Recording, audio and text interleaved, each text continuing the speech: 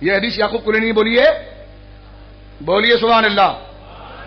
یعقوب کلینی سند ان عبداللہ ابن عبداللہ حضرت امام جعفر صادق ان العلماء ورثۃ الانبیاء، علماء انبیاء کے وارث ہیں. وذاک ان الانبیاء لم یورثوا درہما ولا دینارا. یعقوب کلینی نے بھی حدیث یہ نقل کی ہے کہ امام جعفر صادق کہتے ہیں کہ نبی جو ہے نا درہم چھوڑتا ہے نہ دینار چھوڑتا ہے، علم چھوڑتا ہے.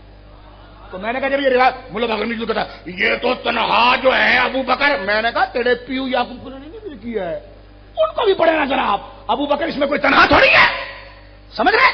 اور سیدہ کہ جن ناراض ہو گئی، میں نے کہا وہ بعد میں دیکھیں گے، وہ تفصیلی موضوع ہے. میں صرف یہاں پر کلیئر یہ کرنا چاہ رہا ہوں. اور پہلی بات ہے کہ سیدہ ناراض نہیں ہوئی، پہلے جنازے میں نہیں چھوڑا.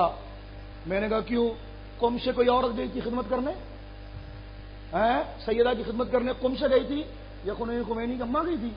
حضرت ابو بکر کی بیوی آسمہ بنت امیس نے خدمت کی ہے. آسمہ بنت امیس نے خدمت کی ہے. ظلم ہے ظلم، تاریخ کو مسخ کیا جاتا ہے.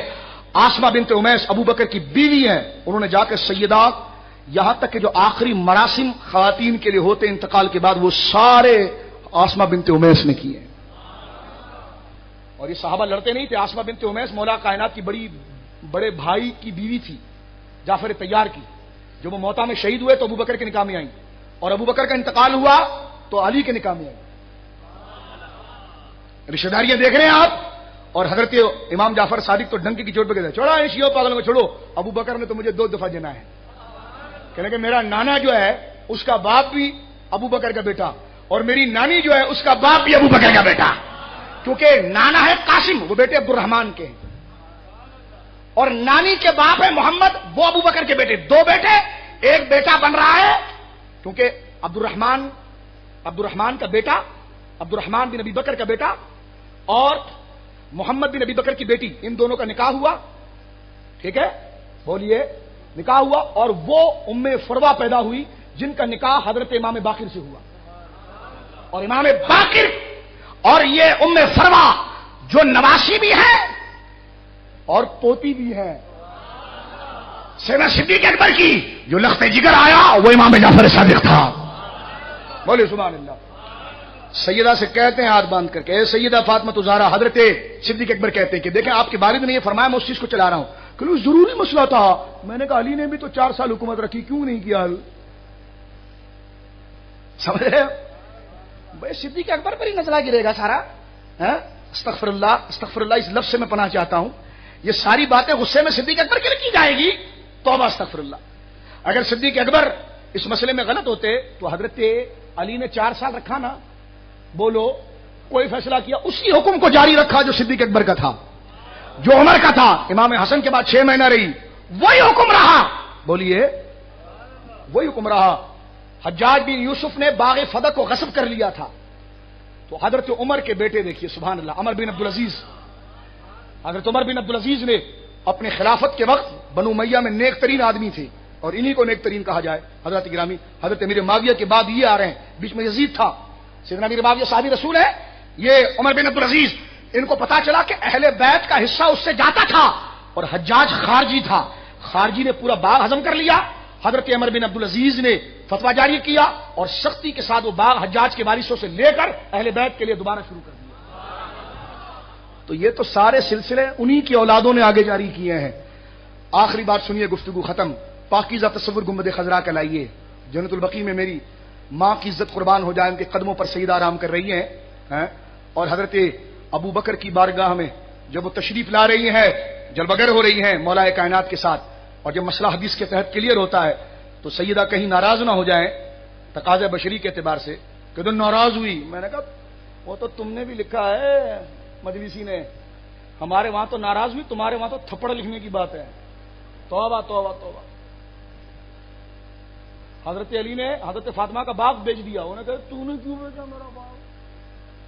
ہم نے کہا سیدہ جو ہے وہ امام الانبیاء کی بیٹی، ویسی باتیں نہیں کرتی، لیکن تمہاری کتابوں میں ہماری نہیں ہے. یہ پڑھو جا کے جلال ہوئی. سنیں میری بات یہاں پر. سیدہ کی بارگاہ میں حضرت امام زین العابدین حضرت ابو بکر کہتے ہیں سیدہ ناراض نہ ہونا، میرا جو جملہ اموال ہے اس میں آپ کو اختیار ہے. بولو سبحان اللہ. آپ جو چاہیں بلا تعامل لے سکتی ہیں. کیونکہ وہ مال میرا ہے، میرا اختیار ہے، اور اس مال پر آپ کے والد گرامی اور آپ کے اور ہمارے نبی کا حکم ہے۔ ابو بکر کو آپ سے چڑ نہیں ہے، میرا جو مال ہے، اور کوئی بتا دے ابو بکر نے کھجور بھی اس سے کھایا ہو، چیلنج ہے میرا چیلنج ہے اس پر۔ صدیق اکبر نے ایک کھجور کھایا ہو، بلکہ صدیق اکبر تو گھر پر آئے، بیگم نے حلوہ بنایا۔ وابیوں دیکھو، حلوہ ابو بکر بھی کھاتے ہیں، تمہارے منہ پھٹکار والے ہوتے ہیں، ہم حلوہ نہیں کھاتے ہیں۔ میں نے کہا نہ کہا عمر، ہم کو کیا کرنا ہے، صدیق اکبر تو کھاتے ہیں۔ بیوی سے کہنے کہ بیگم یہ حلوہ کیوں بنایا؟ کہا وہ جو راشن آتا ہے نا، راشن جو آتا ہے بیت المال سے، میں تھوڑا تھوڑا اس سے بچاتی رہی، میں تھوڑا تھوڑا، دیکھیں ابو بکر کی صداقت، میں تھوڑا تھوڑا بچاتی رہی، اور جب تھوڑا جمع ہو گیا میں نے کہا آپ کو میٹھا پسند اس لیے بنا دیا۔ کہا اچھا، اس کا مطلب ہماری ضرورت اتنے میں پوری ہو جاتی ہے۔ فرمایا بلا کر، کہا آج سے اتنا کم بھیجنا، آج سے اتنا کم بھیجنا۔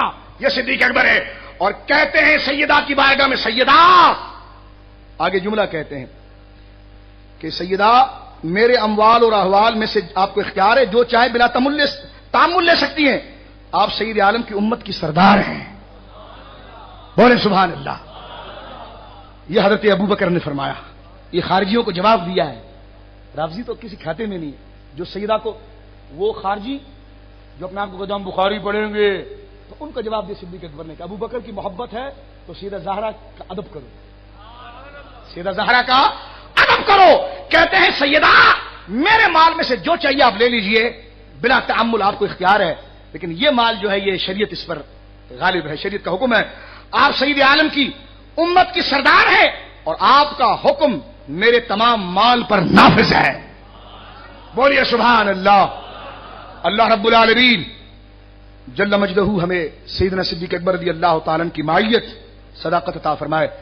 امام زین العابدین کے پاس ایک شخص پہنچا، کہنے لگا حضور، حضرت امام زین العابدین سے وہ شخص سوال کرتا ہے، اور سوال کرتے ہوئے آپ سے کہنے لگا کہ آپ کیا ارشاد فرماتے ہیں حضرت ابو بکر کے بارے میں؟ امام صاحبی نے لکھا، کہنے لگے وہ تو صدیق ہے، بولو سبحان اللہ، صدیق ہے۔ کہنے لگا آپ صدیق کہہ رہے ہیں؟ کہا تیری ماں تجھ پر روئے، تو کون ہوتا ہے؟ ابو بکر کو انہوں نے صدیق کہا جو زین العابدین سے بھی افضل تھے۔ شیعوں کے کشف الغمہ اٹھا کر دیکھیں، امام باقر سے کسی نے پوچھا کہ تلوار کا دستہ چاندی کا بن سکتا ہے؟ فرمایا ہاں بن سکتا ہے۔ کہا کیوں؟ کہا حضرت ابو بکر صدیق نے یہی فتویٰ دیا ہے۔ کہا صدیق؟ فرمایا تیری ماں تجھ پر روئے، یہ فرمایا، یہی جملہ امام زین العابدین والے بیٹے نے بھی کہے۔ کہا تو کیا بکواس کرتا ہے، صدیق؟ فرمایا ہاں واللہ وہ صدیق ہیں، صدیق ہیں، صدیق ہیں، وہ صدیق ہیں، بولے سبحان اللہ۔ وہ کون ہے؟ صدیق ہیں۔ بات اور تھی، تفصیلی انشاءاللہ نشست رکھیں گے اس پر مزید آگے۔ ابھی تو میں نے رجال کشی نہیں پڑھی ہے یار، ابھی میں نے تو جناب نہج البلاغہ نہیں پڑھی ہے، احتجاج کے کئی خطبے نہیں پڑھے آپ کے سامنے، ابھی تو بخاری کی جو حدیثیں پڑھی ہے وہ بھی یہاں پر موجود ہے، وہ پڑھنی ہے، لیکن آپ سنیے حدیث پاک اور سبحان اللہ کی گونج پیدا کیجئے، پھر تقریر ختم کروں گا۔ سرکار فرماتے ہیں ابو بکر جنت میں کئی دروازے ہیں، اور ہر ایک کی جو شان ہے اس شان سے وہ بلایا جائے گا، ہر ایک کی جو شان ہے۔ قاری صاحب آپ بھی تھک گئے، آپ تو دوست ہو یار، بولے سبحان اللہ۔ دیکھو یہ ماشاءاللہ شعیب بھائی بیٹھے ہوئے جم کر، یہ راتوں کو بھی ہمارے ساتھ ہوتے ہیں، اللہ ان کو برکت عطا فرمائے ہیں، اور شاید غوری تو خیر ہے مجاہد ہمارا۔ اور سنیے میری بات یہاں پر جو میں عرض کر رہا ہوں آپ کے سامنے، کہ بخاری شریف میں سید عالم نے ارشاد فرمایا، سید عالم نے، بولو محبت سے، کہنے لگا آپ کے اسٹیج پہ یہ لوگ بھی بیٹھیں گے؟ میں نے کہا ہر سنی بیٹھے گا، بولے نا سبحان اللہ، ہر سنی بیٹھے گا، کیوں نہیں بیٹھے گا سنی؟ ہر سنی بیٹھے گا، جماعت اہل سنت والا بھی بیٹھے گا، بولو سبحان اللہ، مرکزی جماعت اہل سنت والا بھی بیٹھے گا، اور ہمارے سروں پر بیٹھے گا، جمعیت علماء پاکستان والا بھی بیٹھے گا، سنی تحریک والا بھی بیٹھے گا، ہماری محترم جماعت دعوت اسلامی والے بھی بیٹھیں گے، اور ہمارے سروں پر بیٹھیں گے۔ سنی ہے، سنیوں سے محبت کریں گے۔ سرکار نے فرمایا بخاری شریف کے حدیث سے توجہ رکھو، سنیوں نظریاتی بنو اور جاگو، مل کر کہو، سب مل کر جاگو، بولو جاگو۔